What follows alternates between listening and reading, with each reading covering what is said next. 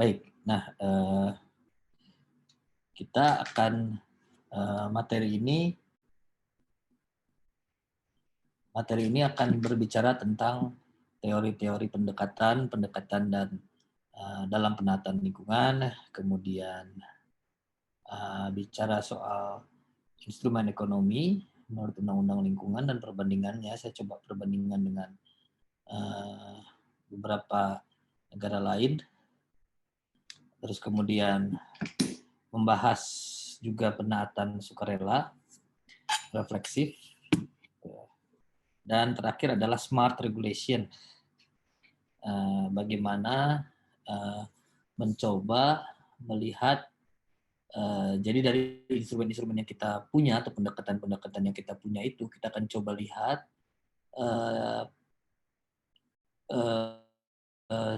gabungan atau kombinasi yang mana yang optimal dan mana yang kira-kira justru jangan.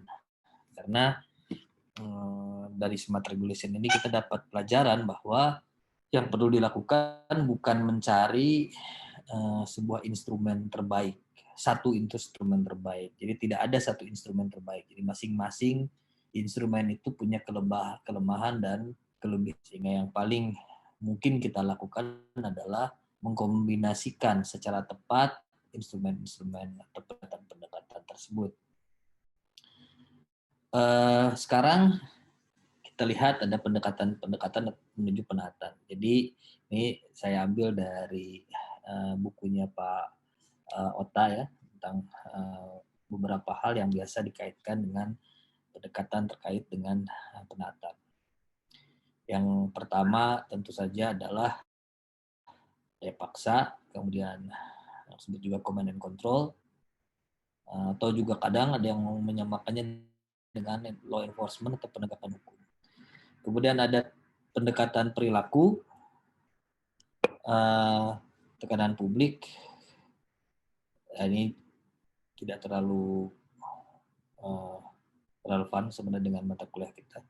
Dan yang dia adalah pendekatan ekonomi. Dari ABD ini yang akan kita bahas dalam kuliah hari ini. Nah, command and control. Kita mulai dari command and control. Ini adalah bentuk instrumen yang mungkin paling familiar kita dan paling banyak digunakan di banyak negara di seluruh dunia ini. Gitu ya. Bahkan ketika orang mendefinisikan apa itu hukum, seringkali orang merujuk pada command and control, yaitu hukum adalah serangkaian perintah segala macam ya, serangkaian perintah, serangkaian aturan dari the sovereign, ya kemudian di dalam perintah itu kemudian diberikan juga ancaman sanksi bagi mereka yang tidak mau melaksanakan perintah tersebut. Jadi itu Austin mendefinisikan atau menjelaskan hukum dalam semacam seperti itu. Jadi dalam perspektif menurut saya dalam pendekatan command and control gitu. Jadi dimulai dari ada aturan. Kemudian di aturan tersebut diawasi pelaksanaannya dan kemudian diberikan sanksi bagi pelanggaran. Jadi di dalam makna kontrol itu juga ada dua, yaitu ada pengawasan, kontrol itu sendiri, dan ada sanksi sebenarnya. Ada penjatuhan sanksi jika pelanggaran. Sanksinya apa? Macam-macam. Kita sudah tahu. Ini setelah UTS nanti akan kita bahas sanksinya. Nah, tapi ini jadi bagian kontrolnya akan kita bahas setelah UTS. Bagian komennya minggu lalu sudah kita bahas. Nah, ya, ada standar, ada izin, ada ada approval sekarang, persetujuan, ada regulasi informasi, gitu ya. Jadi komennya sudah minggu lalu kita bahas, kontrolnya nanti setelah tes. Nah, biasanya command and control itu siklusnya seperti ini. Ini saya ambil dari environmental law in the Netherlands kalau nggak salah, atau Dutch environmental law. Jadi caranya seperti ini, dimulai dari rencana pembuatan peraturan maksudnya, kemudian dibuatlah undang-undang, produk legislasi, ya, kemudian legislasi itu dilaksanakan dalam bentuk regulasi, jadi legislasi berarti ada hubungannya dengan kaitan DPR dengan pemerintah, kemudian dibuat regulasi yang isinya adalah peraturan penjabaran yang dibuat oleh pemerintah, kemudian issuing permit. Nah, sebagai pelaksanaan lanjutan dari legislasi dan regulasi yang normanya bersifat umum, kemudian issuing permit. Pemerintah juga memberikan permit, menerbitkan izin yang normanya sekarang bersifat individual. Kemudian permit tersebut, jadi 1, 2, 3 ini dalam konteks pembuatan peraturan dan pelaksanaannya. Kemudian implementasi itu maksudnya adalah implementasi nomor 4 ini maksudnya adalah implementasi dari izin. Jadi pelaksanaan izin gitu ya, pelaksanaan izin. Nah, kemudian enforcement. Enforcement itu dilihat. Jadi pelaksanaan izin itu diterapkan, kemudian di-enforce. Enforce termasuk di dalamnya enforcement, kalau orang Belanda memasukkan ke dalam enforcement adalah juga pengawasan dan penjatuhan sanksi, ya, di dalam enforcement itu. Dan siklusnya gitu, kalau kira-kira enforcement-nya kurang baik, ya berarti masuk lagi ke legislasi, terus regulasi segala macam, seperti itu siklusnya. Nah, sekarang seperti apa sih sanksi itu harus dijatuhkan? Ini nanti akan lebih detailnya, nanti akan dijelaskan setelah UTS, tetapi akan kita lihat Ayers dan Bradford menjelaskan seperti ini, bahwa di dalam ketika menjatuhkan sanksi itu penjatuhan sanksi, pemerintah harus menjatuhkan sanksi secara proporsional. Di sanksi itu harus berjenjang, harus responsif, kata Ayers dan Bradford. Responsif terhadap apa? Responsif terhadap pelanggaran. Dia mampu merespon pelanggaran. Jadi bisa kita lihat ini piramid bentuknya. Sebagian besar perbuatan pelanggaran itu sebenarnya bisa dikoreksi hanya dengan melakukan persuasi. Jadi pemerintah persuasi, ngasih tahu itu ya secara baik-baik, itu sudah berubah. Nah, sebagian kecil dari mereka masih membandel. Untuk itu diberikan warning letter, surat peringatan. Sebagian dari orang yang dapat warning letter itu sudah cukup dengan warning letter, dia sudah jadi taat. Tapi sebagian kecil lagi tidak cukup, dia harus diberikan sanksi yang lebih tinggi, civil penalty. Terus naik criminal penalty sampai dengan license revocation, jadi izin pembekuan izin, hutan izin. Nah, mungkin ini saya selalu juga mengulang, penting untuk dilihat di sini. Loh, kenapa license revocation atau license suspension itu justru paling puncak, paling sedikit. Artinya paling berat, lebih berat dibandingkan dengan criminal penalty. Ya. Justru hanya license revocation itu hanya dijatuhkan sedikit saja kepada perusahaan, jangan banyak-banyak. Padahal kita tahu, bukankah harusnya criminal penalty nih yang di atas? Kalau saya sih dulu agak-agak kaget ketika baca ini. Ya, ternyata ini mereka berpikir dalam konteks, menurut saya, korporasi. Karena criminal penalty untuk korporasi itu bukan nyawa. Bukan soal nyawa. Kemerdekaan. Jadi bukan soal kehilangan kemerdekaan kan sanksinya. Dia hanya sanksinya ya denda. Jadi denda itu relatif dianggap lebih ringan dibandingkan dengan sanksi administratif berupa pencabutan izin. Justru gambar ini ingin membantah sebenarnya. Dari sini saya juga jadi paham bahwa tidak selamanya sanksi pidana lebih berat ya dibandingkan dengan sanksi administratif. Tidak. Tergantung sanksi pidananya seperti apa dan sanksi administratifnya seperti apa. Kalau pencabutan izin kan buat korporasi sangat berat, itu hukuman mati kalau kata saya ya. Buat korporasi yang mirip dengan hukuman mati. Baik, nah kita sudah tahu ini. Terus kemudian syarat efektifnya seperti apa? Nah, karena tadi kita kan sangat mengandalkan command and control sebenarnya. Nah, dan itu ada syaratnya. Jadi tidak selamanya dia bisa bekerja secara efektif. Ada ada persyaratannya lah. Syaratnya apa? Ada 4 persyaratan yang dikemukakan oleh Mas Aman Santosa. Pertama adalah kemampuan deteksi adanya pelanggaran. Kemampuan mendeteksi adanya pelanggaran. Jadi si penegak hukum harus tahu ada bahwa pelanggaran. Artinya kemampuan ini mungkin juga ditambah dengan kapasitas ya, mulai dari jumlah aparatnya cukup, peralatannya cukup, dan ya bersih gitu ya, berintegritas. Terus kalau aparatnya tidak mampu mendeteksi pelanggaran, karena misalkan ini faktanya, karena misalkan hanya beberapa puluh orang saja inspekturnya, pengawasnya, padahal izin yang diberikan yang harus diawasi itu ada ribuan jumlahnya, tersebar di seluruh satu provinsi, misalkan Jawa Barat, ini kejadian di Jawa Barat, maka tentu saja kita bisa menduga bahwa tidak punya pemerintah kapasitas untuk melakukan mendeteksi pelanggaran. Ya, kita bisa menduga seperti itu.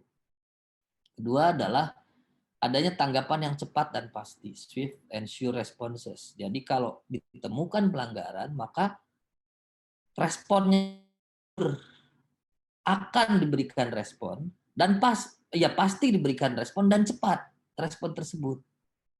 Ya, tidak nunggu dulu demo orang sekampung baru dikasih respon, baru dikasih sanksi, tidak seperti itu. Tetapi memang hukumnya akan berjalan gitu. Jadi pasti kalau ditemukan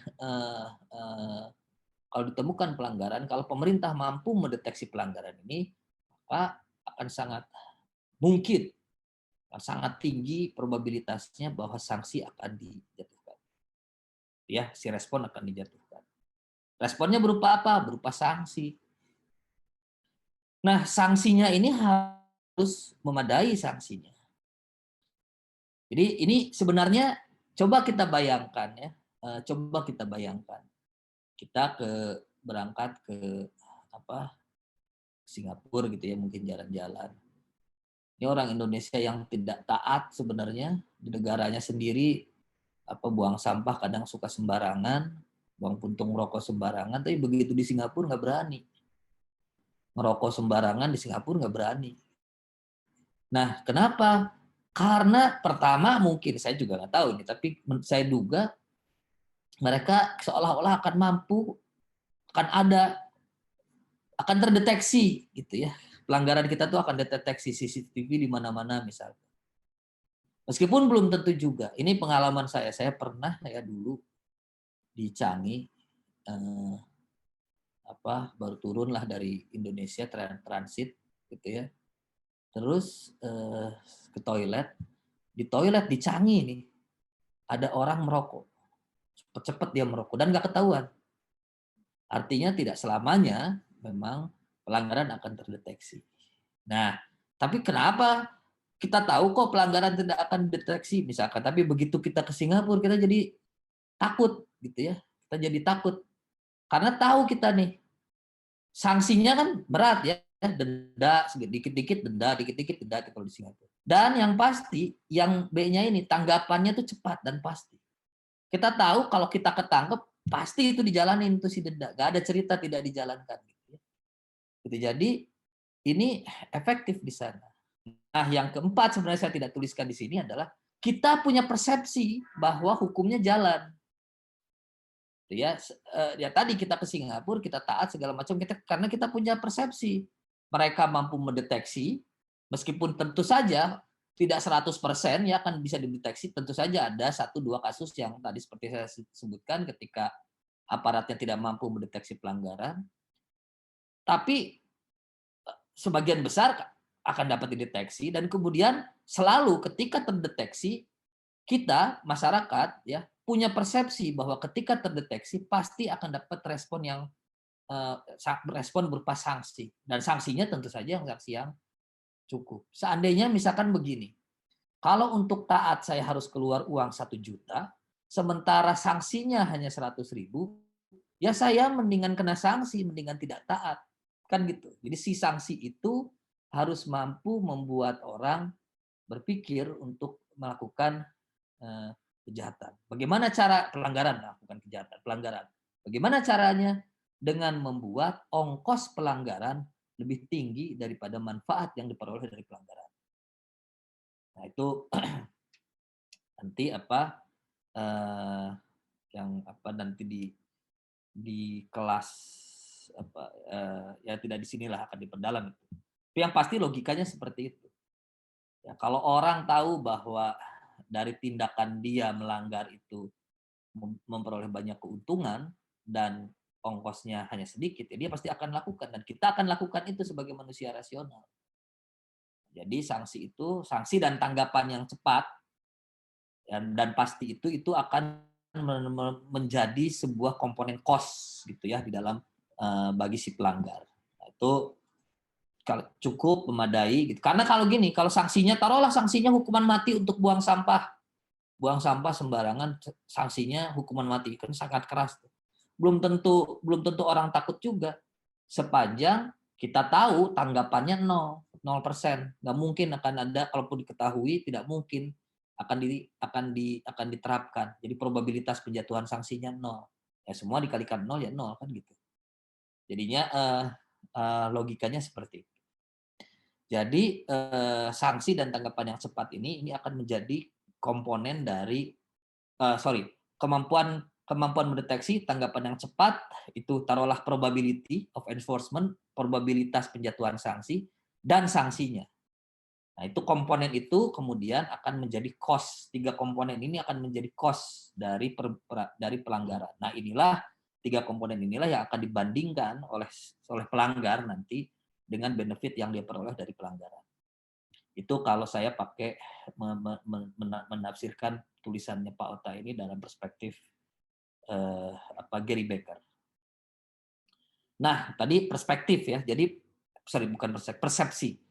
Kita sebagai rakyat punya persepsi 3 ini, bahwa masyarakat bahwa pemerintah akan mampu mendeteksi pelanggaran, akan pasti akan menjatuhkan sanksi kalau pelanggaran dijatuhkan dan sanksinya cukup membuat kita takut gitu ya.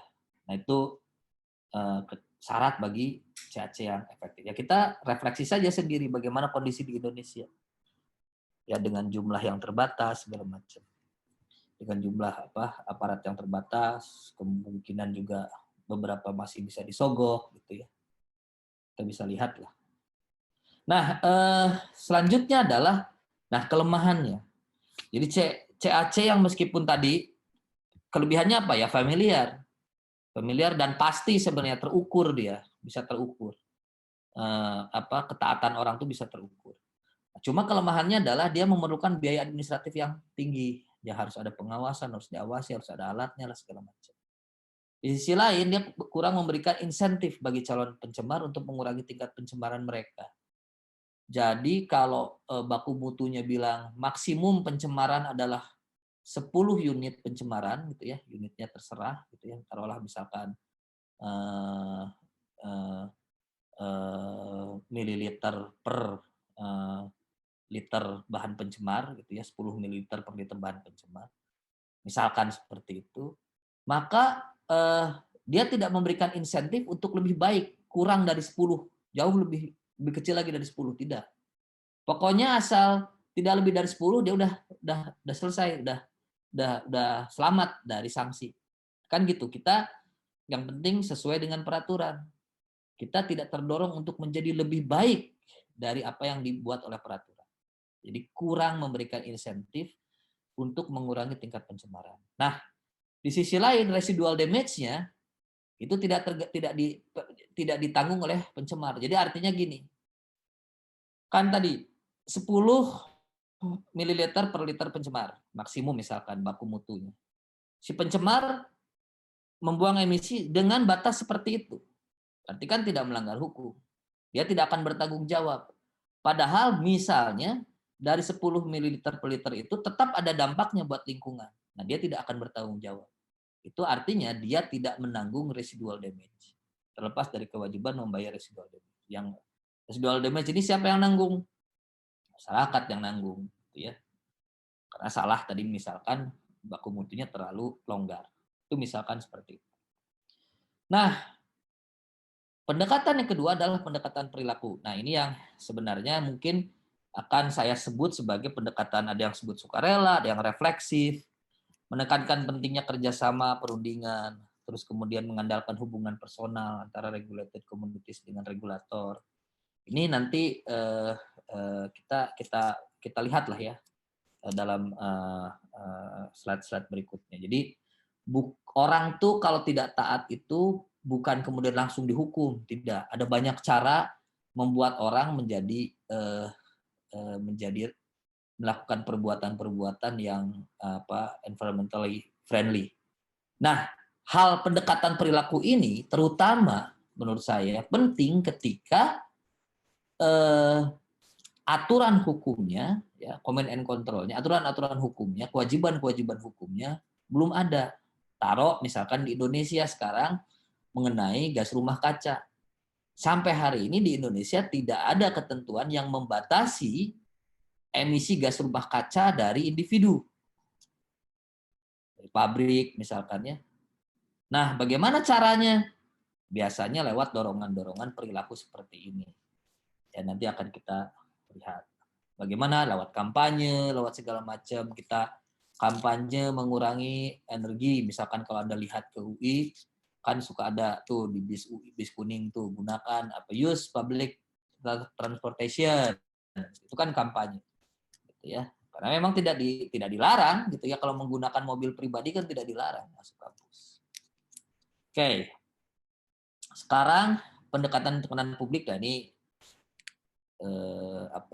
ya masyarakat lah ya melakukan boykot segala macam ya, bisa demo, bahkan bisa gugatan sebenarnya. Nanti akan kita lihat lagi di bagian akhir dari tulisan kita ketika kita kelas kita ketika kita membahas tentang smart regulation. Nah, ini yang saya akan fokus dulu di sini sekarang. Pendekatan ekonomi. Ya, pendekatan ekonomi. Dalam perspektif ekonomi, ini pencemaran dianggap sebagai eksternalitas. Ya, apa itu eksternalitas? Eksternalitas adalah biaya yang tidak dihitung atau dipertimbangkan dalam pengambilan keputusan oleh individu. Karena dia tidak dihitung, padahal seharusnya dihitung, maka biaya tersebut menjadi biaya sosial. Nah, fungsi hukum dalam konteks ini adalah mendorong terjadinya internalisasi eksternalitas. Dengan cara apa? Kalau dalam perspektif ekonomi, dengan cara memainkan harga. Harga dia digunakan untuk mengubah perilaku orang, sehingga orang mau terdorong melakukan internalisasi eksternalitas. Nah, internalisasi eksternalitas ini yang kalau dalam bahasanya prinsip 16 Rio disebut sebagai the internalization of environmental cost, atau bahasa hukum yang kita kenal sebagai asas pencemar membayar. Itu pada dasarnya itu sebenarnya internalisasi eksternalitas. Ya. Nah, sekarang apa saja bentuknya? Bentuknya terdiri dari, saya akan menerangkan hanya 4 pendekatan ekonomi ya. Pajak lingkungan, tradable permit, deposit refundable system atau performance bond, dan subsidi.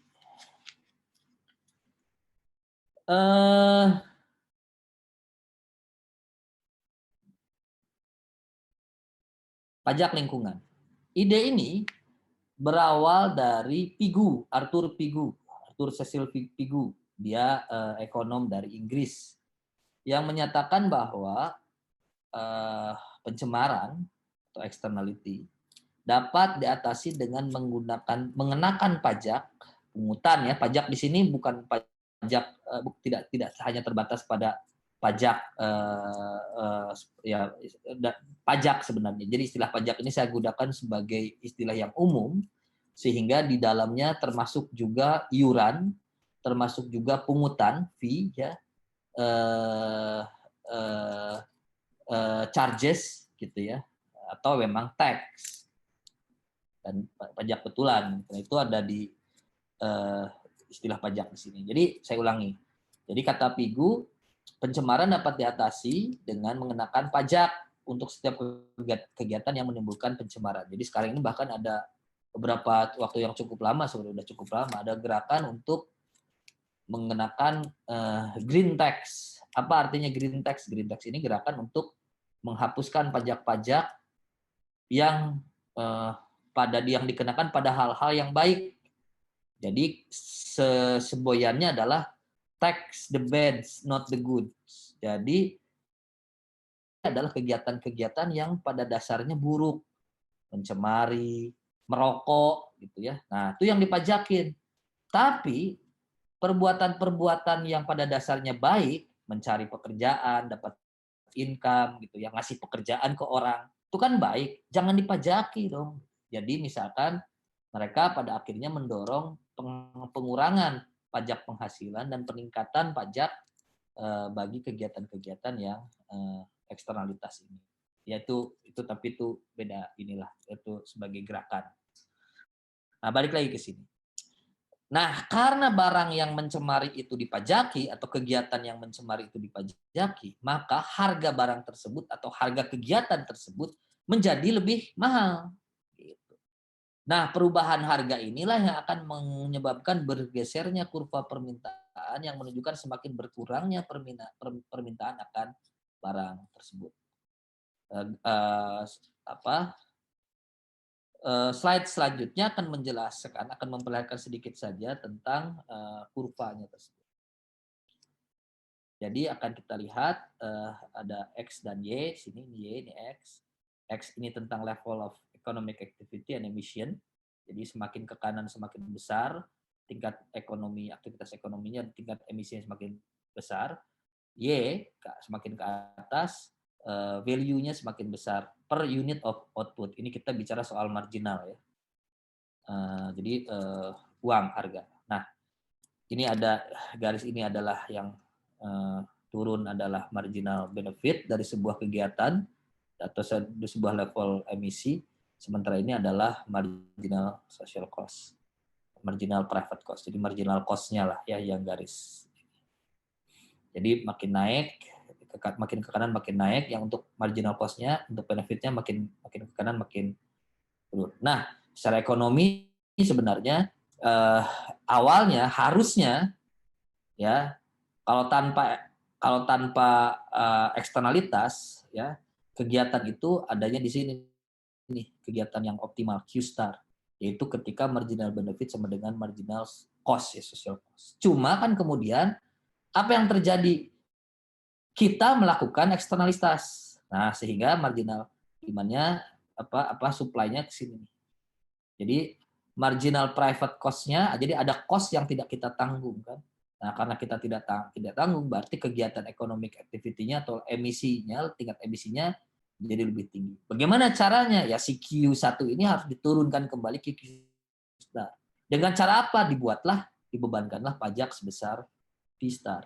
Sehingga nanti harga barang akan menjadi lebih tinggi. Jadi harga barang Q2 setelah ada pajak yaitu Q-star tambah harga ketika private cost di sini ya, ketika private cost, ketika marginal social cost dan sama dengan marginal benefit. Nah, itu kira-kira gambaran ekonominya seperti itu. Tapi intinya sebenarnya ada pembebanan pajak per unit emisi ya, itu ceritanya. Nah,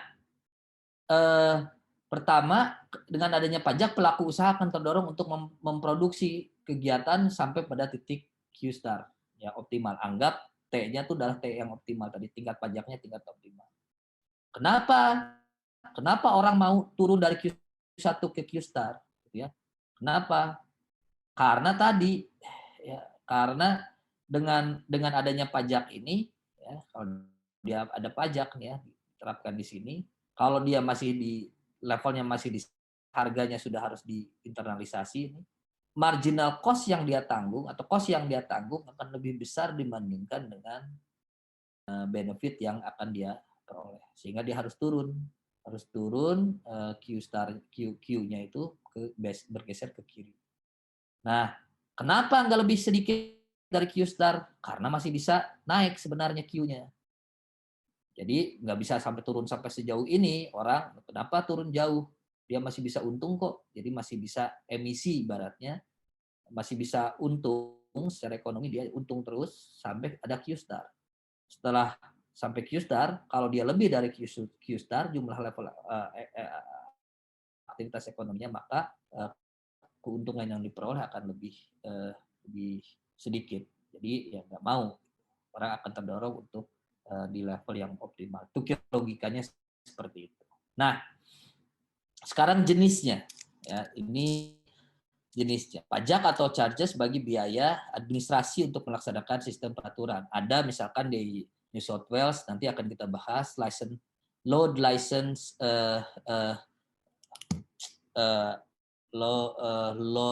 saya lupa ya,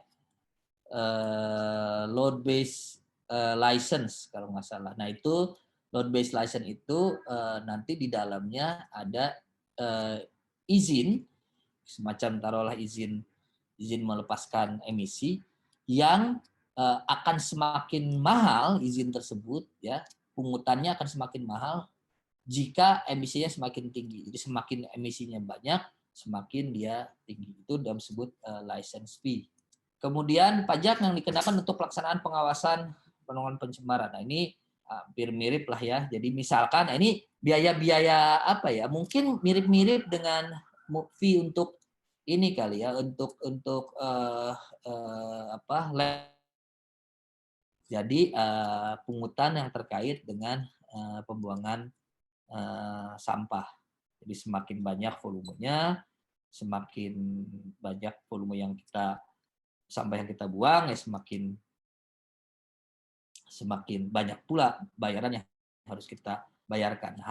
Idealnya sebenarnya harusnya membayar sampah itu, iuran sampah itu harusnya bukan flat, tapi tergantung dari seberapa banyak sampah yang kita buang. Semakin banyak sampahnya, semakin tinggi biayanya. Nah, ini contoh misalkan, ini mirip apa? Contoh ya sekarang pajak mencantumkan biaya total dari kegiatan tertentu. Contohnya adalah emission charges atau carbon tax. Jadi ya karbon untuk apa? Pajak yang diterapkan kepada bensin. Semakin banyak kita beli bensin, semakin banyak pula kan. Artinya setiap kita membeli bensin, di dalamnya itu ada komponen pajak. Itu kalau di Eropa. Ini clean up. Nah ini kemudian yang tadi yang landfill tax, itu pajak yang diberikan pada pengelola limbah. Yang sama lah ya, pajak servis sebenarnya ini. Nah, macam-macam sebenarnya. Misalkan saya ingin, tapi ini agak jauh lah untuk diterapkan di Indonesia. Misalkan begini, bagaimana caranya mendorong orang Indonesia untuk mengurangi sampahnya? Nah, dulu waktu saya kuliah di Belanda, sampah di kota saya itu di Maastricht, itu hanya boleh dibuang di plastik yang ada tulisan yang plastik yang dikeluarkan oleh kantor wali kota. Jadi tidak boleh di plastik sembarang plastik. Di kantong plastik sampahnya itu adalah kantong plastik yang dikeluarkan oleh kantor wali kota dan itu mahal ya. Bisa satu plastiknya itu sekitar €1, 15.000. Jadi mahal plastiknya. Jadi artinya ya kalau saya memproduksi banyak sampah, ya otomatis butuh plastik yang lebih banyak kan, dan itu butuh keluar duit yang lebih banyak. Nah, itu kira-kira seperti itu. Sebenarnya penggunaan kantong plastik berbayar juga kira-kira mirip, gagasannya adalah gagasan CHARS ini. Jadi intinya ingin membuat harga ya secara langsung mempengaruhi perilaku kita. Contoh ya banyak sih sebenarnya, ketika misalkan taruhlah nanti setelah pandemi ini UI tiba-tiba membuat peraturan bahwa mahasiswa atau sivitas akademika kalau masuk ke UI harga parkirnya misalkan 20.000 per jam. Pasti kita akan berpikir ulang untuk membawa kendaraan pribadi ke UI.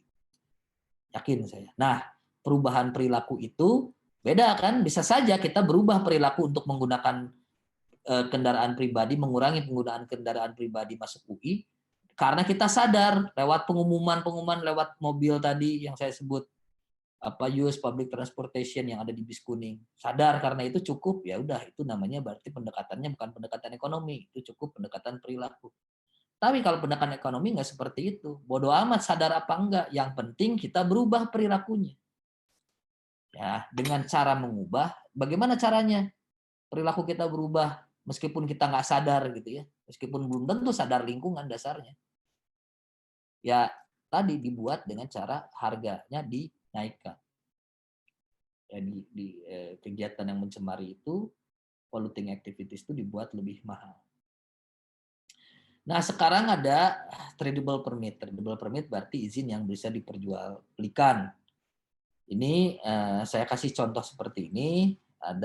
Ada taruhlah ada 5 perusahaan di satu lokasi, masing-masing itu tahun pertama adalah 20, asumsikan diberikan izin rata gitu ya, 20 masing-masing.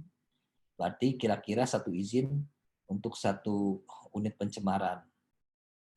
Nah, pada tahun kedua ternyata pencemaran masing-masingnya itu A50, berarti dia lebih dari izinnya, B20, C10, D15, E5. Apa yang harus dilakukan oleh A? Ya A dalam konteks A sebenarnya harus dia mengurangi emisinya kan gitu. Tapi dalam konteks tradable permit bagaimana? Ya tidak harus A mengurangi emisinya sendiri. Apa yang harus dilakukan oleh A? Beli pada C, D, dan E. Kenapa tidak bisa beli B? Karena B kan pas. Dia dapat jatahnya 20, dia emisinya 20, jadi dia nggak bisa jual. C, dia jatahnya 10. Gitu ya, jatahnya 10 tapi hanya jatahnya 20 tapi hanya dipakai 10, berarti kan dia bisa jual 10 gitu ya. Terus seperti itu. Sementara E jatahnya 20 dia hanya pakai 5. Ya bisa jual 15. Nah, dari model kuota ini muncullah, karena ada kuota berarti ada kelangkaan, ada scarcity ya. Ada batasan tadi, ada kelangkaan, dan karena ada kelangkaan terciptalah harga. Terciptalah pasar di sini nih. Orang bisa jual beli. Gitu ya. Nah, aplikasinya ini mulai pertama diterapkan di Amerika, di Cap and Trade dalam SOX dan NOx. Jadi untuk pencemaran udara, dan dianggap sukses. Dianggap sukses ya di sana. Sehingga kemudian akan diterapkan di Eropa. Di dunia. Emission trading menurut protokol Kyoto.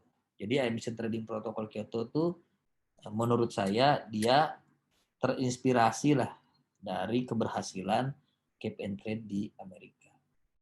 Nah tentu saja ada persoalan di sini. Jadi ada syaratnya Cap and Trade itu berlaku di Amerika. Syaratnya adalah, saya tidak tahu ini kuota awal belakangan ya, isu kuota awal. Syaratnya adalah ada pengawasan. Tetap harus ada pengawasan dan ada ancaman sanksi. Tadi si A ini tadi mau membeli C, D, dan E, apa dasarnya? Dia tahu dia lebih. Tapi apa yang mendorong dia sehingga kemudian membeli ke C, D, dan E? Karena dia tahu kalau dia melepaskan emisi lebih dari 20 tanpa disertai dengan izinnya, ya, artinya ilegal emisi dia, ya, maka itu dia akan dapat ancaman sanksi yang dia akan dapat sanksi yang mahal sekali. Nah, daripada dia kena sanksi, mendingan beli kan. Coba kalau nggak kena sanksi, ngapain juga beli beli dari C, D, dan E gitu kan gitu logikanya. Jadi artinya model ini justru membutuhkan pengawasan dan penegakan hukum dari pemerintah. Model ini justru sangat peran pemerintah cukup vital. Karena tanpa ada pengawasan dan sanksi tadi, ya nggak akan ada dorongan orang untuk melakukan untuk taat.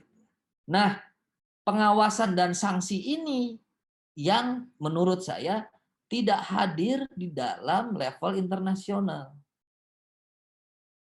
Di dalam protokol Kyoto, sehingga emission trading menurut protokol Kyoto, menurut pendapat saya agak susah pelaksanaannya. Baik, kita teruskan. Tadi maaf karena ada harus dipotong di tengah-tengah kita karena internet di kampus ternyata tidak bagus, tidak stabil.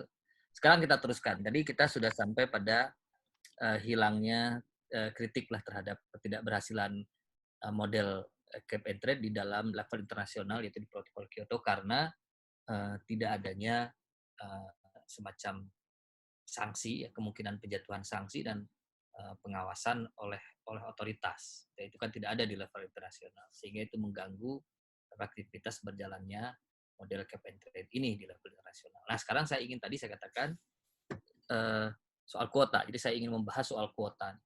Bagaimana sih kuota awal ditetapkan? Jadi tadi kan saya di contoh yang ini saya bilang masing-masing perusahaan akan dapat 20-20-20 gitu kan. Itu kan saya sebenarnya nggak seperti itu. Ya rata aja gitu, ngarang. Sebenarnya tidak seperti itu. Idealnya harusnya lewat auction. Jadi lelang, siapa yang berani bayar mahal, ya dialah yang akan dapat jatah tersebut. Tetapi dalam prakteknya juga tidak seperti itu. Itu idealnya tadi kuota. Dalam prakteknya justru didasarkan kepada kuota ini didasarkan kepada level emisi yang sebelumnya. Nah, mereka yang level emisinya tinggi sebelumnya akan dapat jatah kuota yang lebih besar. Nah, inilah yang disebut grandfathering. Dan ini sangat tidak efektif, sangat tidak efisien sebenarnya. Karena ini seperti memberikan jatah lebih banyak pada para pencemar. Gitu ya. Nah, karena ini pula, karena bayangkan kalau misalkan selama ini para pencemar tersebut memang emisinya tinggi, maka jatah yang diberikan tinggi, tentu saja kemudian tidak ada keinginan untuk mengurangi, untuk membeli jatah kuota itu ya yang ada di pasar, karena jatahnya pasti terpenuhi. Inilah yang terjadi di Eropa dulu. Jadi di Eropa pertama, pasar karbon Eropa itu di tahun pertama itu puluhan euro kalau saya tidak salah, 30 euro apa satu tonnya itu. Nah, kemudian emisi kemudian diset berdasarkan grandfathering. Emisi yang mereka yang emisinya lebih tinggi akan dapat jatah lebih tinggi. Nah, pada tahun kedua karena emisinya pasti tinggi jatahnya, pada tahun kedua harganya sangat jatuh. Jatuh itu harganya sampai di bawah, jadi senan, di bawah 50 sen kalau nggak salah harganya itu. Sangat jatuh. Dari 30 euro kurang dari 50 sen. Nggak ada harganya gitu ya. Nah, kenapa seperti itu? Karena jatahnya terlalu banyak. Karena jatah kuotanya terlalu banyak, sehingga orang tidak ada dorongan untuk membeli kan. Jadi ya tentu saja harga karena tidak ada orang beli, harga kreditnya menjadi turun. Nah, terus kemudian diperbaikilah di tahun-tahun berikutnya, di fase berikutnya di pasar karbon Eropa itu, sehingga jatahnya kuotanya mulai diperkecil. Gitu ya. Itu ada pelajaran dari situ. Baik, selanjutnya kita teruskan kepada deposit refundable system, atau juga ada disebut performance bonds. Nah, ini saya perlu garis bawah, ini ada salah tulis di sini ya. Jadi seseorang harus membayar di muka sejumlah uang sebagai jaminan bahwa ia tidak akan melakukan pencemaran. Nah, ini pernyataan nggak tepat sebenarnya. Jadi harusnya seorang membayar di muka sejumlah uang sebagai jaminan bahwa ia akan melakukan kewajiban tertentu yang dibebankan kepadanya. Jadi pada akhir kegiatannya, jika dia menunaikan kewajiban tersebut, dia akan uang tersebut akan dikembalikan. Jadi kalau ada orang melakukan usaha atau kegiatan dan kepada mereka dibebankan kewajiban tertentu, maka kita bisa meminta uang orang tersebut, pemegang izin tersebut, untuk menaruh sejumlah jaminan uang ya sebelum usahanya dimulai, sebagai jaminan bahwa dia akan menunaikan kewajiban yang dibebankan oleh pemerintah tersebut. Nah, misalkan dan setelah kemudian terbukti bahwa di akhir kegiatan terbukti bahwa dia telah menunaikan kewajibannya dan pemerintah puas, maka si uang tersebut akan dikembalikan. Ini mirip seperti dalam kehidupan sehari-hari kalau kita masuk hotel misalkan. Atau paling gampang sebenarnya kalau kita bayar tiket kereta. Nah, ketika kita bayar tiket kereta nih, KRL, kita ini ketika naik KRL, kewajibannya bukan cuma membayar. Kewajibannya itu bukan cuma membayar tiket. Ada kewajiban lain. Apa kewajiban itu? Yaitu misalkan mengembalikan tiketnya. Itu kan kewajiban. Nah, untuk menjamin bahwa kita akan mengembalikan tiket itu, maka ketika kita membeli tiketnya, harganya naik. Harganya misalkan yang tadinya harga tiketnya sebenarnya 2.000, kita bayar 10.000. Nah, berarti ada selisih kan 8.000. 8.000 itu apa? 8.000 itu deposit untuk memastikan bahwa kita akan mengembalikan tiket tersebut. Ya, tergantung kita kan. Kalau kita mau koleksi ya kita hangus uang 8.000. Tapi kalau kita mau misalkan memperoleh uang itu ya kita kembalikan tiketnya, uangnya balik. Nah, itu deposit refundable system. Ada juga misalkan biasanya ini dalam konteks lingkungan hidup ya, ini diterapkan di dalam misalkan kemasan plastik. Kemasan plastik itu diterapkan seperti ini di banyak negara di Eropa. Di Indonesia juga dulu sama, botol minuman. Jadi kalau kita membeli misalkan sebotol minuman harganya Rp1.000 misalkan, yang kita bayar tidak Rp1.000, kita bayar di awal itu harganya 1.500. Ketika kita kembalikan botol itu di tempatnya, di pedagangnya ya, tempat yang semestinya. Nah, itu kewajiban kita tuh mengembalikan botol tersebut di tempat yang semestinya. Entah itu tukang dagangnya atau itu mungkin supermarket, pokoknya tidak dibuang sembarangan. Nah, ketika kita menunaikan kewajiban itu, uangnya kembali, gitu kan? Makanya dulu ketika saya mengalami itu, ketika dulu saya beli minuman, terus kemudian botolnya dikembalikan, uangnya balik. Itu disebut deposit refundable system. Nah, untuk kasus di Indonesia, selain dari tadi di Indonesia, selain dulu sempat diterapkan untuk minuman-minuman itu, ada juga contoh di dalam tambang yang disebut dengan dana jaminan reklamasi. Dana jaminan reklamasi itu adalah sebuah kewajiban untuk memperbaiki lahan yang telah ditambang, gitu ya. Jadi kalau kita melakukan penambangan emas misalkan, kan digali tuh, misalkan digali, dibongkar segala macam. Nah, kita punya kewajiban untuk mengembalikan lahan tersebut sedekat mungkin sebelum ke kondisi sebelum dilakukan penambangan.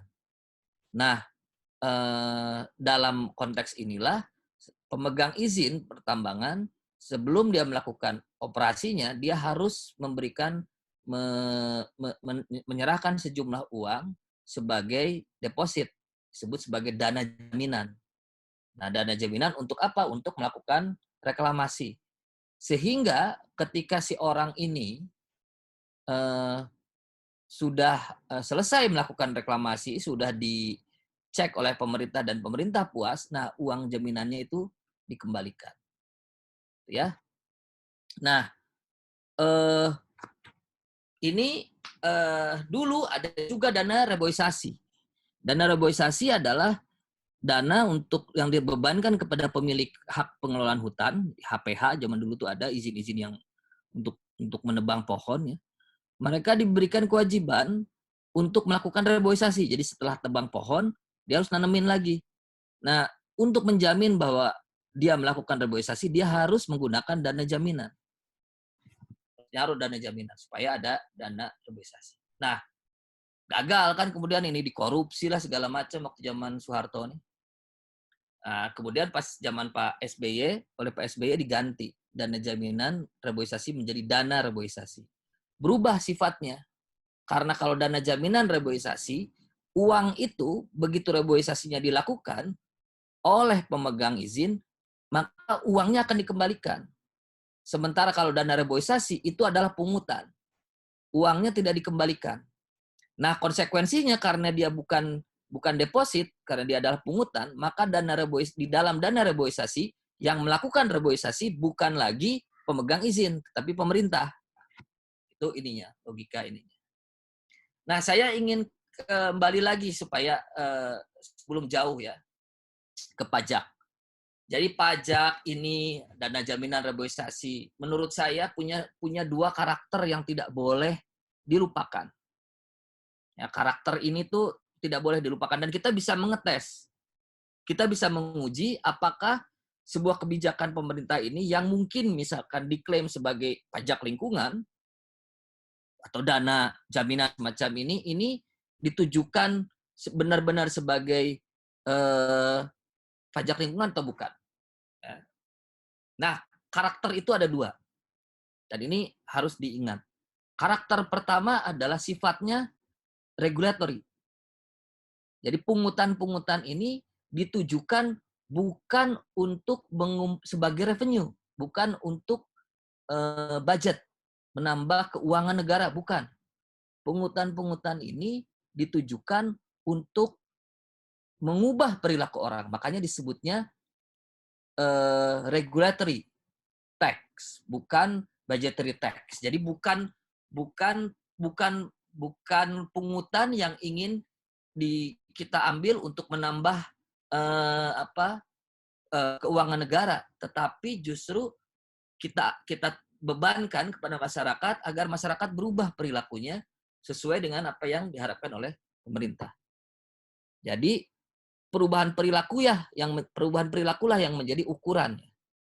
Artinya dalam konteks pajak, jika misalkan pendapatan dari pajak lingkungan 0, ya, negara harusnya senang.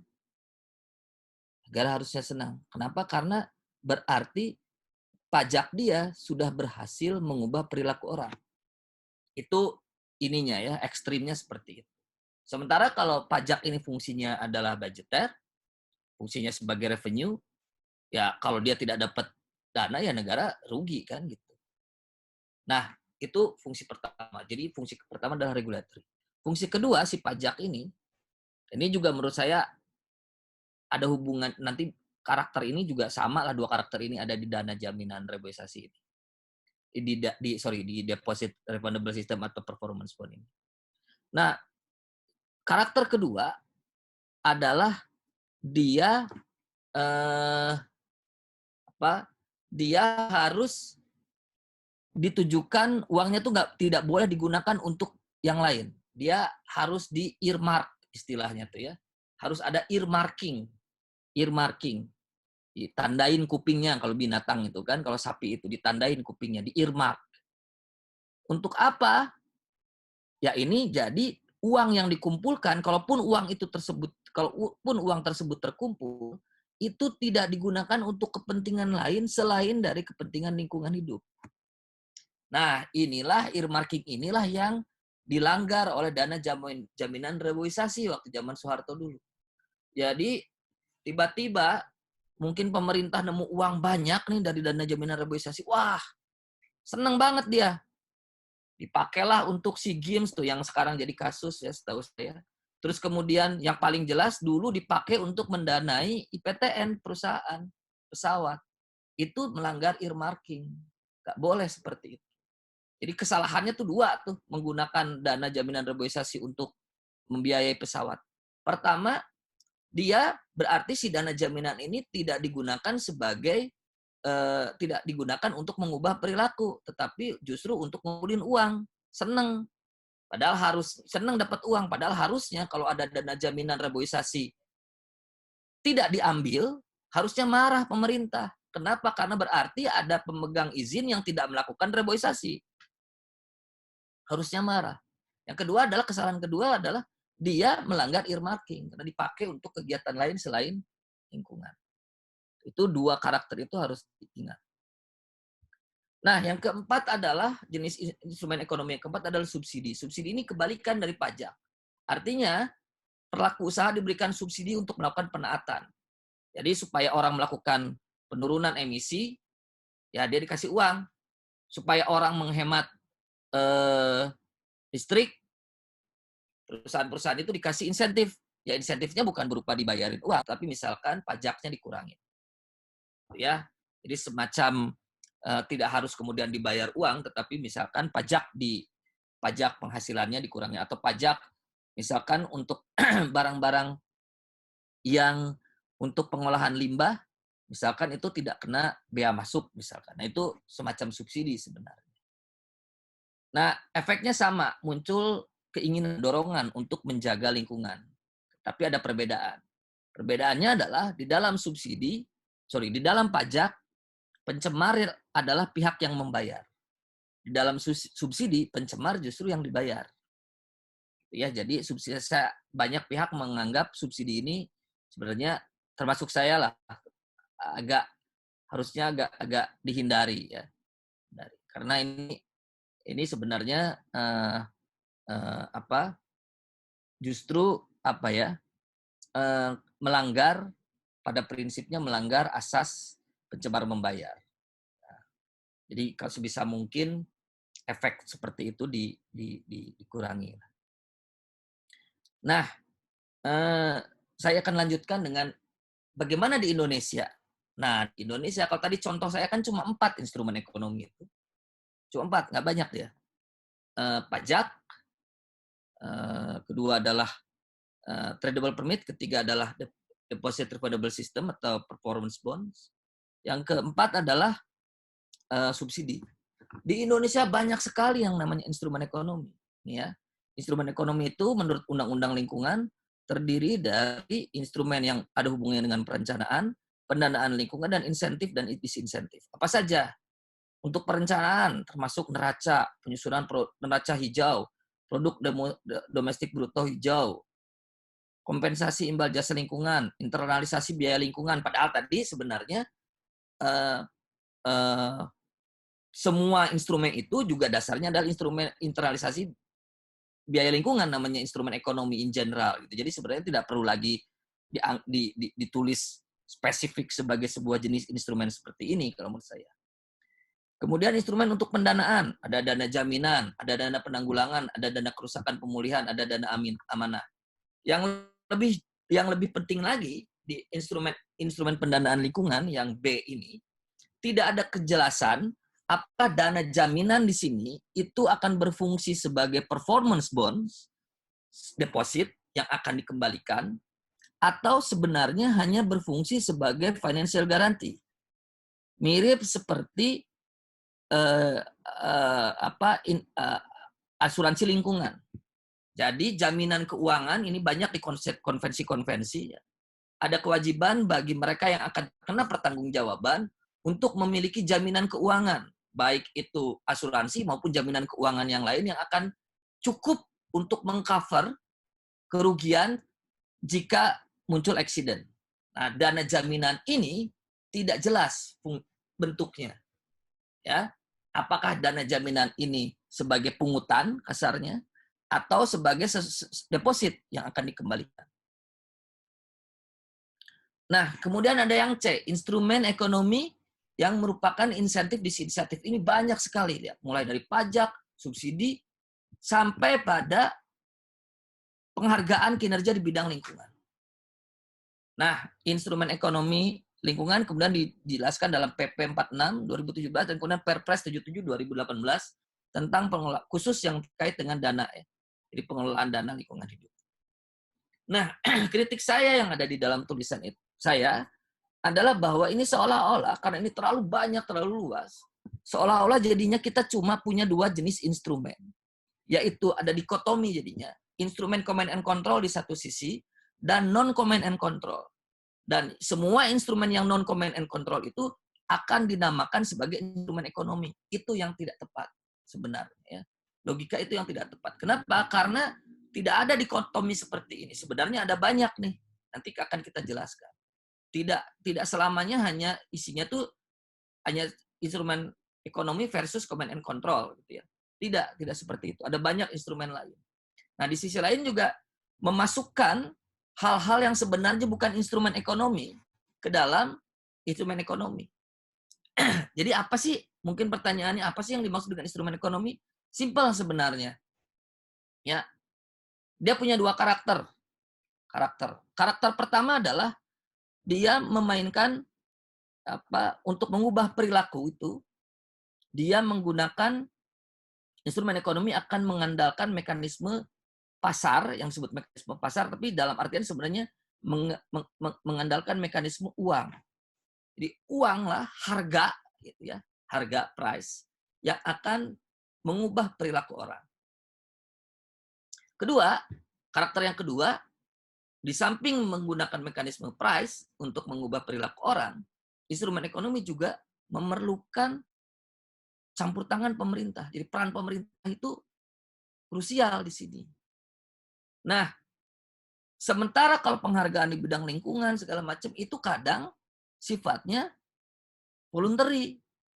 Gitu. Jadi nih semua sistem saya balik lagi nih, sistem kelembagaan keuangan, pasar modal, ini semua sampai hari ini di Indonesia lebih sifatnya pada voluntary, nggak wajib dia.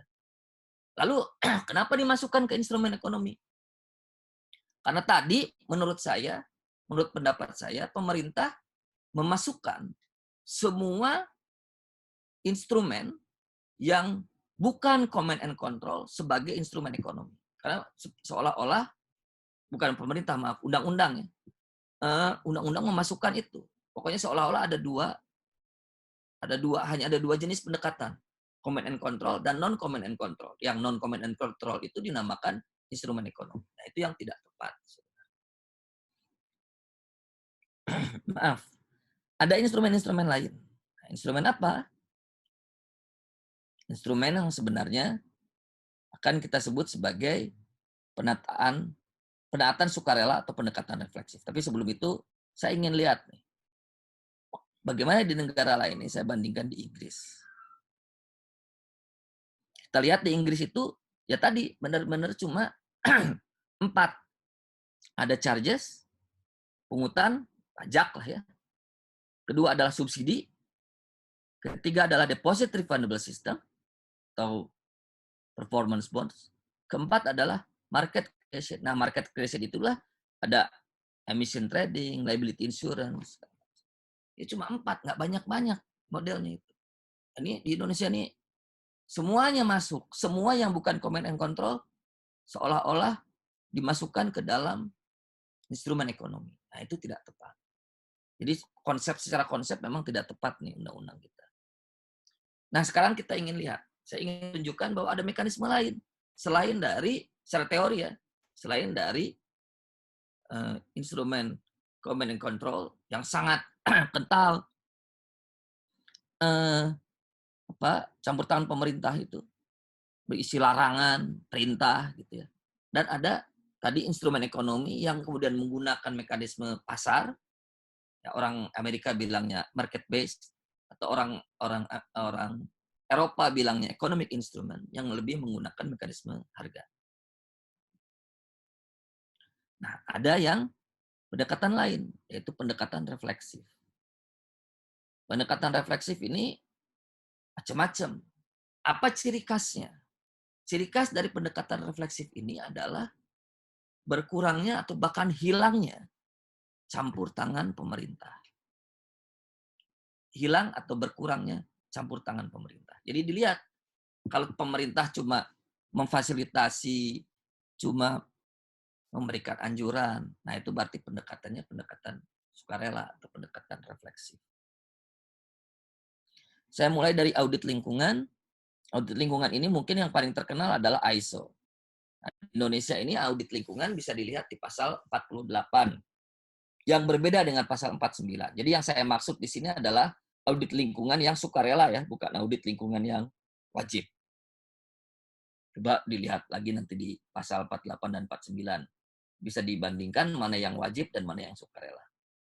Yang saya maksud di sini sebagai penataan refleksif, pendekatan refleksif, itu sukarela adalah audit lingkungan yang sukarela.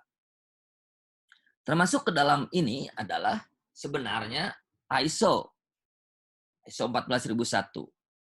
EMAS, Environmental Management SIM kalau nggak salah ya. Proper ini ada di Indonesia.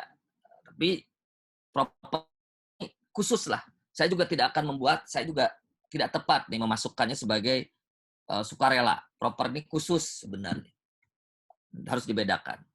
Meskipun pemerintah kita kecenderungannya menganggap proper ini sebagai instrumen sukarela. Nah, ini dilewat saja. Yang kedua adalah, jadi ISO ini apa ciri khasnya? ISO ini jadi dikasih ada semacam standarisasi yang diberikan oleh sebuah lembaga swasta, ISO internasional, ya, terhadap pengelolaan lingkungan di sebuah perusahaan.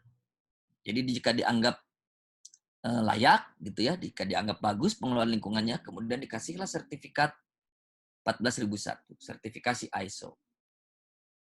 Ya, ada beberapa perusahaan yang di Indonesia dapat ini. Perusahaan kertas misalkan, berarti dia pengelolaan lingkungan di pabriknya sudah bagus. Nah, kenapa dibilang sukarela? Karena tidak ada yang mewajibkan. Tidak ada yang mewajibkan. Pemerintah tidak mengharuskan orang untuk punya sertifikat ISO 14001. Jadi tidak ada kewajiban sama sekali. Jadi ini murni adalah kesukarelaan yang dari pelaku usaha. Kemudian adalah mekanisme pemberian informasi ini saya ambil sebagai labeling lah ya. Tentu saja labeling yang sukarela. Ya. Eco-labeling yang sukarela. Contohnya apa? Banyak labeling yang sukarela. Misalkan organik, itu kan labeling. Dan sukarela, karena nggak ada keharusan harus organik. Ini against animal testing. Labeling itu kan di kosmetik tuh, produk kosmetik. Against animal testing itu tidak ada yang mewajibkan. Dia sukarela, gitu ya. Biasanya dorongannya ya karena dia tahu lah ada di pasar itu ada konsumen yang memang peduli dengan ini, ya. Kemudian, nah ini labeling yang sukarela karena lagi-lagi ada labeling yang wajib. Yang minggu lalu sudah diterangkan oleh Pak Harsanto ya tentang yang bagaimana informasi yang wajib ini. Kita bicara yang sukarela. Nah, baik wajib ataupun sukarela tetap perlu pada ujungnya tetap perlu diuji oleh pemerintah. Tetap perlu ada jaminan bahwa informasi yang diberikan tidak misleading. Artinya, kalau informasinya sudah memberikan label organik, maka dia harus beneran organik karena kalau bukan organik berarti membohongi konsumen. Ya. Yang ketiga adalah private agreement, covenant. Ini apa? Ini adalah semacam kayak perjanjian antara negara dengan swasta, industri. Tidak ada juga yang meminta industri itu untuk melakukan perjanjian dengan negara. Ya ini atas kesukarelaan dasarnya. Contoh, tahun 95 Federal Association of German Industries melakukan inisiatif Joint Declaration of the German Industry on Climate Protection. Ini isinya adalah perjanjian sukarela. Jadi mereka secara sukarela mengikatkan diri, berjanji kepada pemerintah untuk mengurangi emisi CO2 atau konsumsi energi ya 20% dibandingkan dengan tahun 90 sampai dengan 2005. Ya, nanti eee, saya akan mengurangi emisi. Ya, mulai 2005 emisinya turun tuh sebanyak 20%. Tidak ada yang mewajibkan karena pada waktu itu memang di Eropa belum ada kewajiban untuk menurunkan emisi semacam ini. Kalau sekarang sih udah ada batasan emisi. Dulu belum ada. Nah, ketika belum ada, kemudian ada industri meminta mengajukan permohonan untuk berjanji menurunkan emisi, itu sebuah langkah bagus. Ya, itu yang perlu didorong. Kemudian ada juga pemerintah Belanda melakukan perjanjian sukarela dengan industri yang berisi bahwa perusahaan akan melakukan pengurangan emisi tertentu. Nih, ya inilah ya. Pada tahun 2000 melakukan penurunan emisi CO2 sebanyak 3% dibandingkan emisi tahun 89. Nah, jadi tidak ada yang mewajibkan industri tadi untuk menurunkan emisi sebenarnya. Dia aja tiba-tiba, bukan tiba-tiba ya, dia aja secara sukarela kemudian berjanji kepada pemerintah, mau mengikatkan diri. Nah, motifnya apa? Macam-macam motifnya. Kenapa melakukan itu? Kenapa mau mempersulit diri sendirilah kasarnya. Padahal ketika itu belum ada kewajiban untuk menurunkan emisi. Mungkin salah satu alasannya adalah dia akan dapat kemudahan di bidang lain. Ya. Atau mungkin salah satu alasan lainnya lagi adalah dia biasanya disertai dengan pengecualian terhadap penerapan best available technology. Jadi di Eropa ini ada sebuah approach yang sangat menakutkan yang disebut best available technology. Jadi kalau saya eh, punya perusahaan tahun ini ada emisi, ada alat yang bisa menurunkan emisi 20%, maka saya harus pakai itu, harus menginstal alat itu. Kalau alat itu adalah alat yang paling banyak menurunkan emisi, saya harus install alat itu. Setelah saya install 5 tahun lagi, kemudian ada alatnya itu alat baru lagi yang bisa menurunkan emisi bahkan sampai 15%. Saya harus install lagi yang baru. Jadi semua teknologi lingkungan yang terbaik itu yang harus diterapkan. Itu sangat mengerikan karena biayanya bisa jadi sangat mahal. Nah, bisa jadi ini perjanjian-perjanjian ini akan mengecualikan mereka dari kewajiban menerapkan best available technology untuk sementara waktu. Ya, jadi karena memang agak aneh, gitu. Kenapa kalau tidak ada kompensasinya, tidak ada trade off seperti itu agak aneh sebenarnya. Kenapa ada tiba-tiba orang mau menurunkan emisi? Nah, ini perlu digarisbawahi ya, bahwa perjanjian ini bukanlah perjanjian untuk menunda pelaksanaan eh, kewajiban atau untuk perjanjian untuk lebih longgar dari perjanjian, dari kewajiban peraturan perundang-undangan. Bukan seperti itu perjanjian. Perjanjian ini dibuat justru ketika tidak ada kewajibannya. Jadi yang boleh adalah membuat perjanjian untuk menurunkan emisi, padahal tidak ada kewajiban menurunkan emisi. Atau alternatifnya adalah kewajiban untuk menurunkan emisi lebih dari apa yang diminta di dalam peraturan perundang-undangan. Nah, itu boleh berjanji seperti itu. Tapi tidak boleh berjanji, misalkan menurut undang-undang harus menurunkan emisi 5%, terus saya bilang, saya berjanji untuk menurunkan emisinya 1% aja deh. Nah, itu nggak boleh. Itu perjanjian seperti itu tidak boleh. Oke ya, jadi tidak termasuk ke dalam private agreement semacam ini. Nah, Gunningham dan kawan-kawan memberikan beberapa kategori lah. Ini ada banyak sebenarnya ada di tulisan saya. Jadi ada komitmen sepihak pelaku kegiatan. Saya akan menurunkan emisi dan ini kemudian menginformasikannya kemudian kepada publik dan pemegang saham. Ini sebenarnya semacam kesukarelaan yang kemudian akan mengubah profil perusahaan sebenarnya. Kemudian ada perjanjian privat antara pencemar dengan korban, dengan calon korbannya. Perusahaan atau kelompok usaha dan pihak yang diperkirakan akan terkena dampak mengadakan perjanjian. Misalkan perjanjian tentang pengelolaan lingkungan atau penerapan teknologi tertentu untuk mengurangi pencemaran. Bisa. Ya. Kemudian perjanjian antara industri dengan pemerintah. Nah, ini yang tadi saya kasih contoh, yang di Eropa dan yang di Eropa. Kemudian, nah ini ada juga program-program sukarela yang dikembangkan oleh pemerintah dan kemudian pelaku usaha diundang untuk masuk. Nah, proper, ya, proper. Nanti apa itu proper? Akan saya jelaskan. Tapi proper program di Indonesia itu bisa masuk ke dalam program sukarela yang semacam ini karena ada banyak peserta proper yang memang sukarela. Nah, kemudian ini nggak usah lah ya. Yang tadi saya contohkan. Nah, sekarang proper. Jadi saya disclaimer dulu ya. Proper itu harusnya tidak berada di sini, kelompok ini, di dalam kelompok refleksif ini. Proper itu adalah hybrid, dia campuran. Tapi ada memang karakter karakter sukarelanya, dan pemerintah kita kecenderungannya menganggap ini sebagai sesuatu yang sukarela. Itulah yang akan saya kritik. Apa proper? Proper adalah singkatan dari program penilaian peringkat kinerja perusahaan. Jadi perusahaan itu akan dinilai kinerja lingkungannya, pengelolaan lingkungannya, baik atau buruk, dan kemudian dikasih warna. Nah, dikasih peringkat berdasarkan warna ini.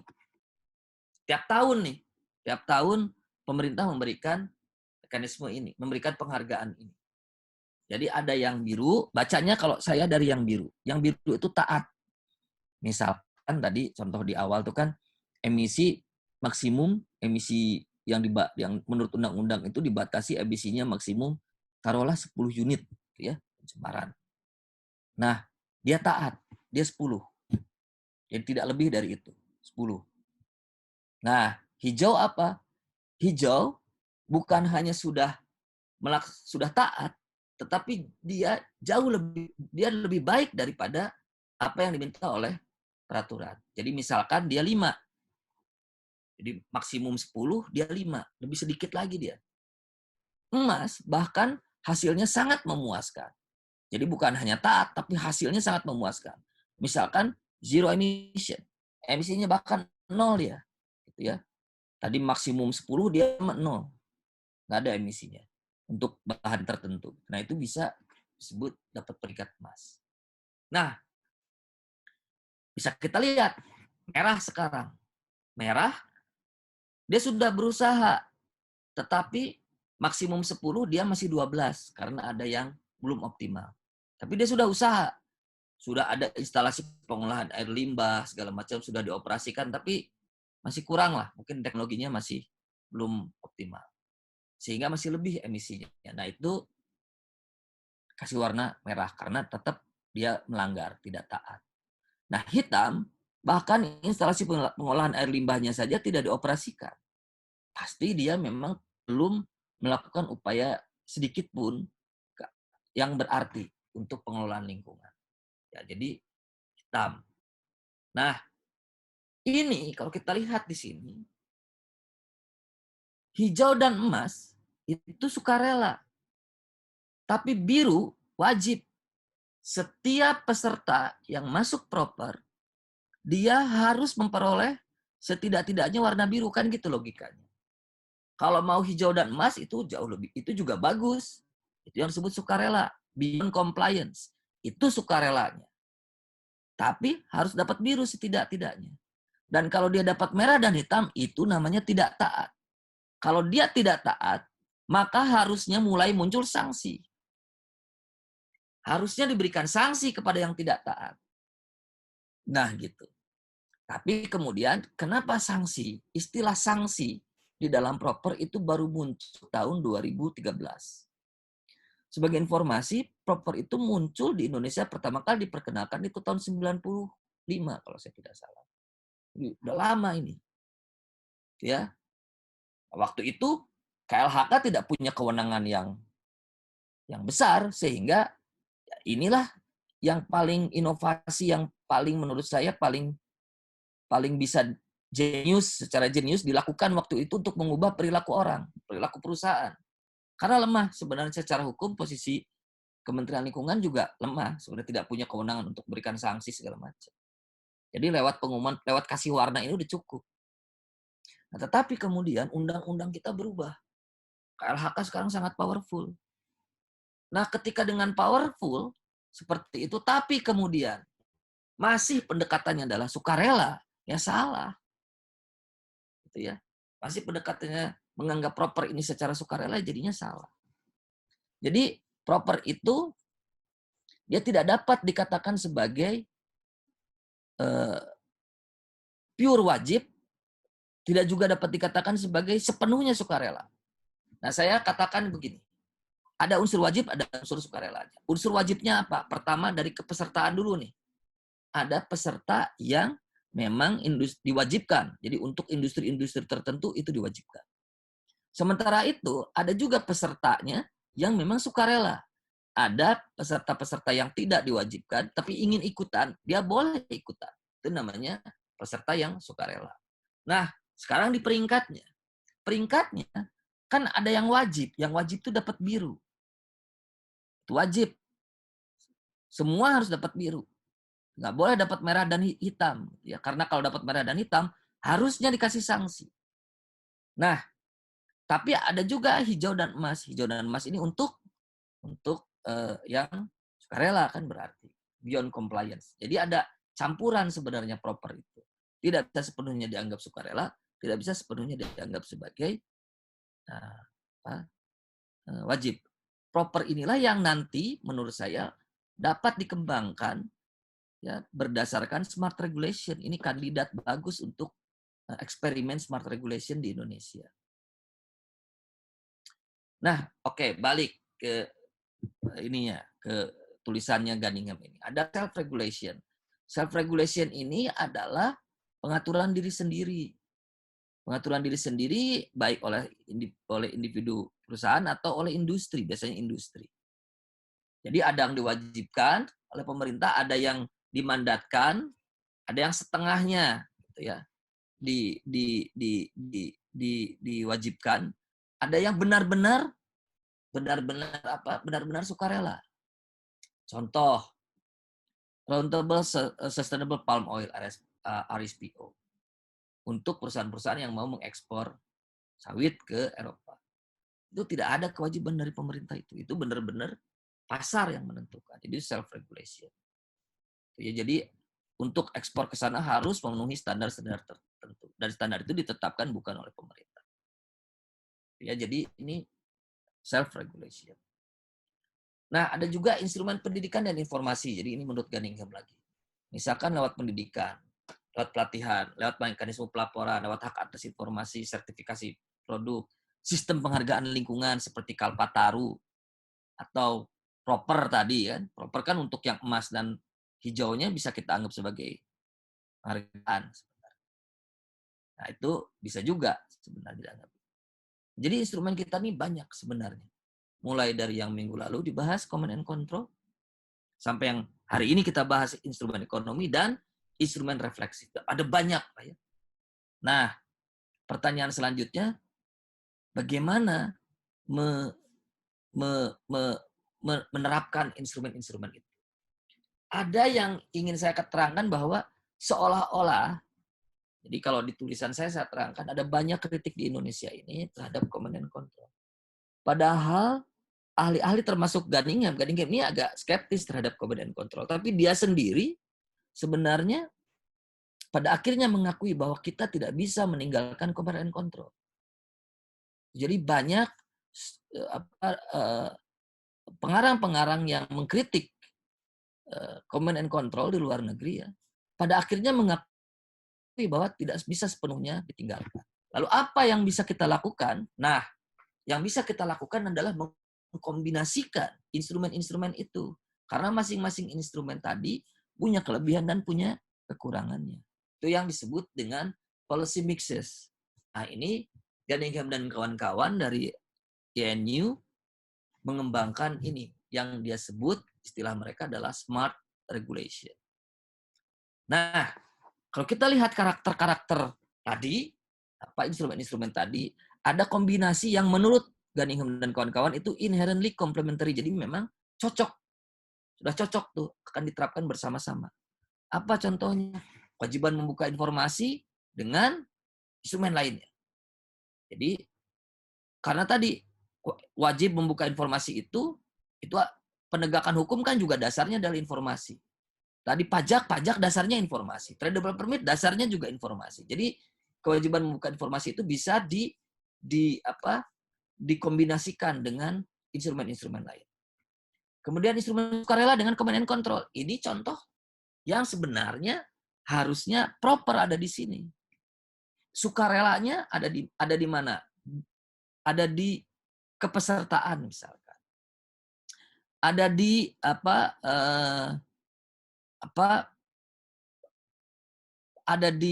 ada di labelnya juga tadi. Jadi kan pada dasarnya semua harus dapat biru kan, sesuai dengan peraturan, sesuai dengan baku mutu. Tapi orang didorong dan orang dikasih penghargaan untuk beyond compliance, untuk dapat warna hijau dan emas. Nah, ini instrumen hijau dan emas itu adalah sukarelanya. Birunya adalah command and control. Jadi proper itu. Kemudian self regulation dengan command and control itu juga sama. Pada awalnya diatur sendiri, kalau tidak bisa diatur sendiri secara sukarela, masuklah command and control gitu ya, atau bekerja bersama, diatur bersama-sama. Command and control atau self regulation dengan insentif berupa finansial. Jadi misalkan subsidi ini maksudnya. Jadi insentif keuangan jika ada perusahaan yang menaati self regulation itu bisa diberikan insentif finansial misalkan, ya, atau keringanan pajak lah segala macam. Tadi ya contohnya misalkan kalau ada orang yang mampu menurunkan emisi, gitu ya, itu bisa diberikan keringanan pajak. Subsidi kan memang semacam itu. Oke, ini juga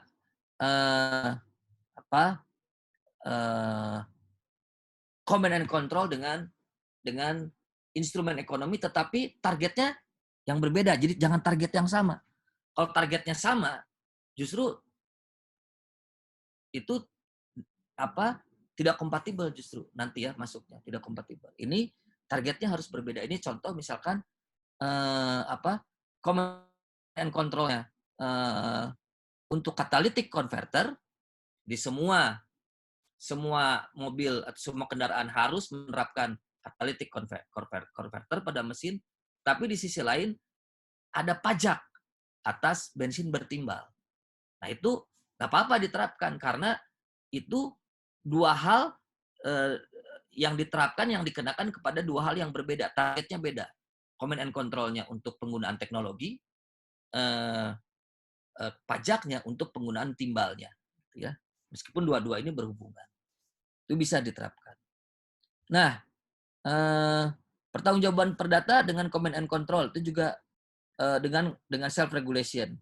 Jadi misalkan pelanggaran terhadap self regulation atau command and control itu kan bisa menjadi dasar dari munculnya pertanggungjawaban perdata. Ini nah ada juga yang konsekuensial. Yang konsekuensial ini self regulation dilanjutkan dengan command and control. Jadi misalkan kalau gagal membuat self regulation, baru kemudian diterapkanlah command and control. Jadi bertahap. Kalau yang ini gagal, instrumen yang ini baru berlaku. Ya. Self regulation sekuensial dengan instrumen ekonomi. Sama diatur diri sendiri dulu. Kalau kemudian mereka tidak memadai, baru kemudian muncul pajak misalkan. Nah, itu yang kedua contohnya. Ada nah ini yang disebut tidak kompatibel. Jadi yang negatif ya, kombinasi negatif. Kombinasi yang tidak kompatibel. Banyak contohnya. Command and control dan instrumen ekonomi yang ditujukan pada target yang sama. Contohnya apa? Ini ada contoh load-based license di licensing di New South Wales. Menurut Cunningham. Jadi load-based licensing ini gini. Jadi terdapat pemerintah menetapkan maksimum emisi, jadi batas emisi efluen, ya, batas efluen. Di sisi lain pemerintah juga memberikan license fee, memberikan pungutan untuk izin emisi karena setiap emisi harus dapat izin. Pemerintah juga memberikan pungutan untuk izin emisi yang dikaitkan dengan tingkat emisi. Semakin banyak emisi, semakin besar fee-nya. Sehingga license fee ini berfungsi sebagai pajak lingkungan sebenarnya. Nah, ini kan sama-sama tentang emisi nih. Emisinya dibatasi di sisi lain dikasih pajak emisi itu. Jadi targetnya sama. Ini yang tidak kompatibel menurut Cunningham. Jadi harusnya ketentuan emisinya kalau mau ada pajak berlaku, ketentuan emisinya hilang, nggak perlu ada ketentuan batas emisi. Ya. Nanti kemudian kalau misalkan ternyata emisinya dianggap masih terlalu besar, berarti pajaknya kurang efektif. Naikin pajaknya, dinaikin rate pajak. Itu seperti itu kalau menurut Cunningham. Selanjutnya adalah self regulation dengan instrumen sukarela, ini juga sama atau instrumen ekonomi. Jadi self regulation kan mirip lah dengan peraturan yang command and control tadi, ngatur. Nah, kemudian targetnya sama, kemudian dengan instrumen ekonomi itu juga sebenarnya tidak kompatibel. Nah, ini instrumen ekonomi dengan pertanggungjawaban perdata. Bayangkan misalkan ada untuk emisi karbon, untuk bensin, kasih pajak. Kemudian dimintain pertanggungjawaban perdata pula. Padahal kenapa nggak bisa semacam ini? Karena instrumen ekonomi sebenarnya pada dasarnya tadi si pajak karbon itu tidak dilarang emisi karbon itu. Beda dengan tadi kalau command and control. Kalau command and control ada batasan tertentu. Taruhlah sampai tingkat 10 tadi ya. Di atas 10 itu kan jadi dilarang sebenarnya. Kecuali karena itu dia kasih denda, dikasih apa sebenarnya. Seperti itu. Tapi kalau pajak lingkungan tidak. Pajak lingkungan itu tidak ada batasannya. Sehingga pembuangan emisinya itu bukan sesuatu yang menurut undang-undang harus dibatasi atau dilarang. Nah, kenapa kemudian tidak ada larangan tapi kemudian dimintakan pertanggungjawaban. Jadi ini tidak kompatibel. Nah, selanjutnya ini yang penting. Tadi di awal sudah saya terangkan tentang piramida penjatuhan sanksi dari Harris dan Braithwaite yang responsive regulation. Itu kan cuma satu sisi. Kenapa? Karena pihaknya di dalam Harris dan Braithwaite itu cuma satu. Cuma ada dua pihak, maaf. Pemerintah di satu sisi sebagai regulator dan penjatuhan dan pemberi sanksi, dan regulated communities. Cuma ada dua. Jadi dari satu arah. Si regulated communities tidak bisa ngapa-ngapain kecuali menerima sanksi kalau dia melanggar, kan gitu saja.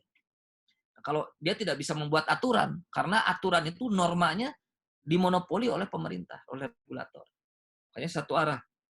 Nah, Cunningham menyawarkan 3. Jadi ini apa namanya nih? Prisma apa 5, saya lupa. Jadi ada 3 sisi segitiga tadi. Ada government as a regulator, ada second parties, business as self-regulation, as self-regulator tadi karena bisnis juga bisa membuat aturan sendiri. Jadi norma itu mulai dibagi nih, bukan hanya monopoli pemerintah, tapi juga norma itu bisa diciptakan sendiri oleh industri, oleh second parties ini. Bahkan bisa juga dibuat oleh third parties, both commercial and non-commercial. Kenapa? Karena bisa saja, misalkan LSM tadi menggunakan tekanan publik untuk boykot, untuk segala macam. Jadi dia juga bisa memaksakan kehendak dia gitu. Jadi memaksakan ukuran-ukurannya untuk diterapkan kepada industri misalkan. Jadi ada 3 pihak yang bisa saling berkaitan di sini. Nah, karena itu gambarnya seperti ini. Jadi bukan lagi satu sisi, tapi 3 sisi. Nah, smart regulation ini juga ada ciri khas lain. Jadi selain dari 3 pihak tadi, ciri khas lainnya adalah dia ingin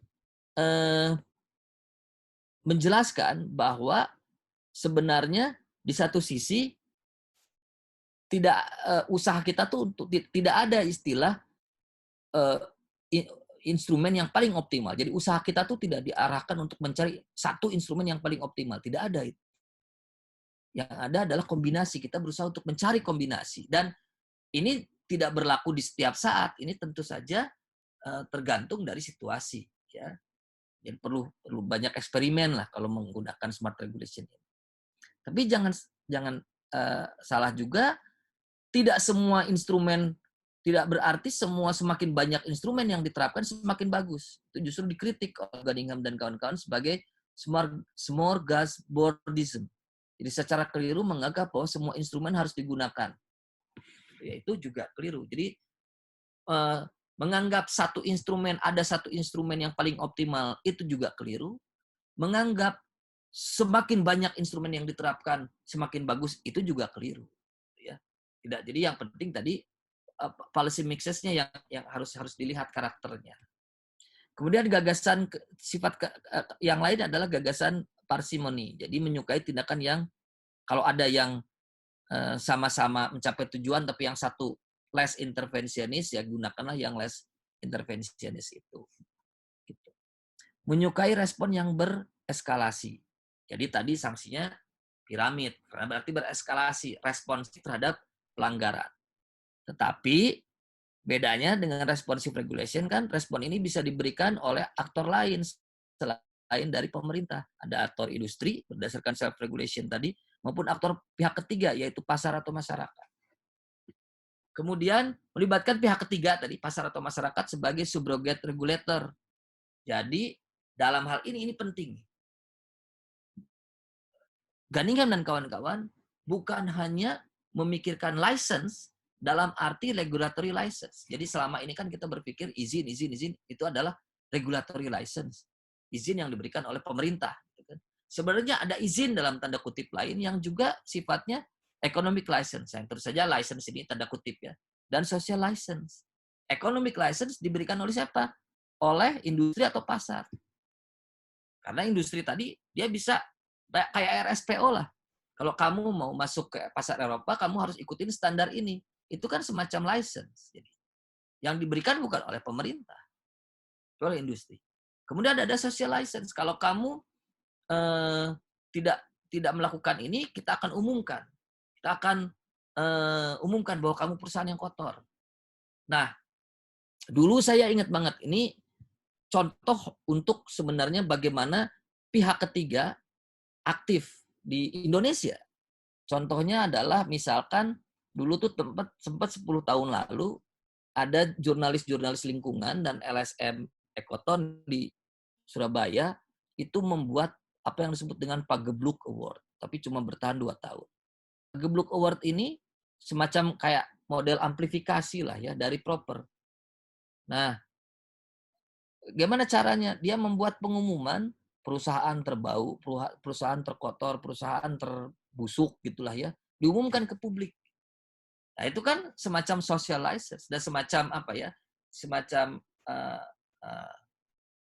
semacam kontribusi yang diberikan oleh aktor yang bukan negara dan bukan juga industri untuk mempengaruhi perilaku perusahaan terhadap lingkungan. Kemudian ya ini memaksimalkan kemungkinan tercapaian win-win solution termasuk beyond compliance. Jadi didorong beyond compliance. Nah ini sebenarnya tadi proper itu punya apa ya? Punya kandidat kalau menurut saya untuk diterapkan sebagai smart regulation. Nanti ketika pertemuan di kelas saya akan di hari Selasa saya akan jelaskan bagaimana proper ini akan mungkin ya contohnya bisa bagaimana dia menjadi smart regulation. Saya rasa itu untuk pertemuan kita kali ini semoga bermanfaat. Selamat siang, malam. Assalamualaikum warahmatullahi wabarakatuh.